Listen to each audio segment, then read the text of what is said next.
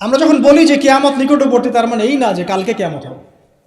মূলত এই বিষয়টা বোঝানো হয় যে কিয়ামতের সাইন্সগুলোর, নিদর্শনগুলো একটা একটা একটা একটা করে এমনভাবে আবির্ভূত হয়েছে যেন পুঁথি থেকে মালা ছিঁড়ে ছিঁড়ে পড়লে যত দ্রুত আবির্ভূত হয়, এভাবে এসেছে।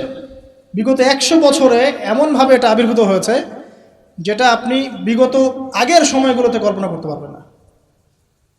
যেমন ফ্যামিলিস্ট রেভলিউশন, যেমন জিউসদের উত্থান, যেমন জায়নিস্ট মুভমেন্ট, যেমন পেট্রোডলার মনিটরিং সিস্টেম, যেমন সারা বিশ্বে মুসলিমদের উপর ম্যাসাকার, জুলুম এবং দ্বীনের সংকীর্ণতা, এই জিনিসগুলো লাস্ট 100 বছরের বেশি এসেছে।